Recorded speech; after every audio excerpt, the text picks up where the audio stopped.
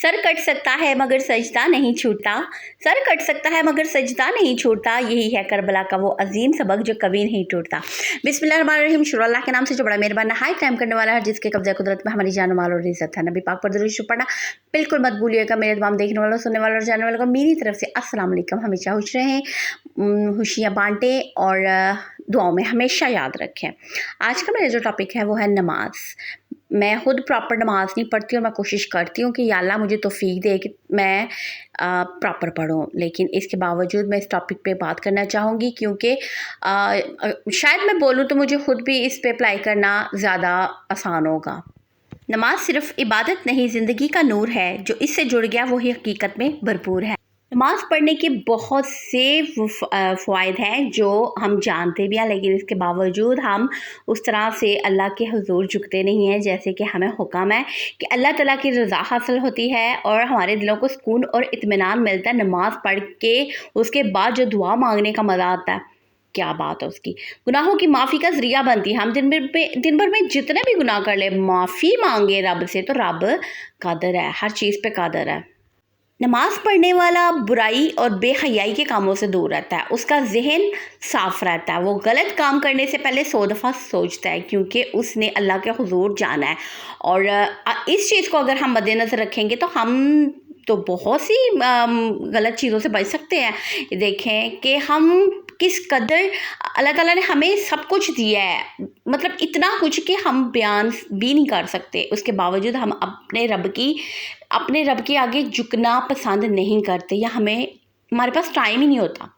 Time हो भी तो हम टाइम ज़ाया करते हैं, लेकिन रब के आगे झुकने से गुरेज करते हैं। और पता नहीं, शायद हमें अल्लाह ताला शायद हमें नाराज़ होते हैं हमसे, इसलिए शायद हमें अपने पास नहीं बुलाते, क्योंकि रब जिसको बुलाना चाहे उसको तो कोई रोक नहीं सकता। ये अपने अंदर से ये जो तलब है ना, वो उठती है तो इंसान तब ज़्यादा, देखिए किसी के कहने से करने से ऐसे नहीं होता, जो अपने अंदर से इंसान के होता है ना, वही ज़बरदस्त चीज़ है। और जब इंसान इस चीज़ को अंदर से पहचानेगा ना कि मैंने अल्लाह के पास जाना है, और सबसे पहले हमारे से सवाल भी नमाज का ही होगा, और जब पहला सवाल ही हमारा हम जवाब नहीं दे सकेंगे तो सोच लें आगे हमारा क्या हाल होगा। तमाम अंबिया कराम अल्लाह के फरमाबरदार थे और नमाज की पाबंदी करते थे। कुरान में हज़रत इब्राहीम अलैहिस्सलाम, हज़रत इस्माईल अलैहिस्सलाम और हज़रत ईसा अलैहिस्सलाम के बारे में वाज़िह तौर पर नमाज कायम करने और इसकी तलकीन का जिक्र किया गया है। तो फिर हम क्या हैं? बेशक नमाज मोमिनों पर मुकर्ररा वक्तों में फ़र्ज़ की गई है। सूरत अल-निसा में फरमाया गया है, बेशक नमाज बेहयाई और बुरे कामों से रोकती है।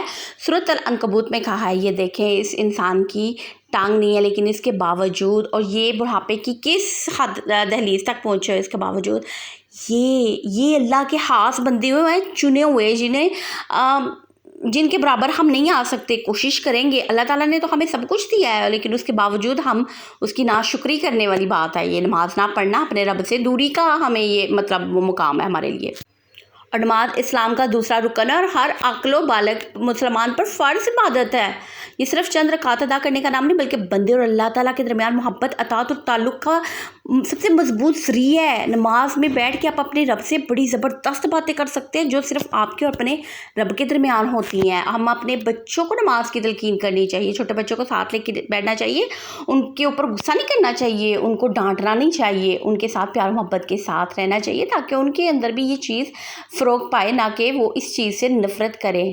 कुरान पाक में मुतअद्दिद बार नमाज का ज़िक्र कायम करने का हुक्म दिया गया है। ठीक है, खुद को और अपने अहले खाना को नमाज की तरफ बुलाना चाहिए ताकि हम वो काम जो हमें पता है कि हमारे लिए सही नहीं है, तो हमें अल्लाह ताला अपने इस ज़रिए से भी अल्लाह ताला बताता है कि ऐ इंसान अभी भी वक्त है, सुधर जा। हज़रत इब्राहीम अलैहिस्सलाम की दुआ थी कि ऐ मेरे रब मुझे नमाज कायम करने वाला बना और मेरी औलाद में से भी। और हज़रत इस्माईल की दुआ थी कि वो अपने घर वालों को नमाज और ज़कात का हुक्म देते थे। हज़रत ईसा अलैहिस्सलाम क्या, और उसने मुझे जब तक ज़िंदा रहूँ नमाज और ज़कात की वसीयत की है, सूरत मरियम में। और नमाज के बारे में तो सबसे ज़बरदस्त पैगाम तो हज़रत इमाम हुसैन ने दिया। ये पैगाम हुसैन है, सुन लो ए अहले ईमान, नमाज से बढ़कर नहीं कोई शान कोई पहचान। अल्लाह ताला हमें और हमारे बच्चों को और तमाम मुसलमानों को नमाज़ पढ़ने की तौफीक अता फ़रमाए, आमीन।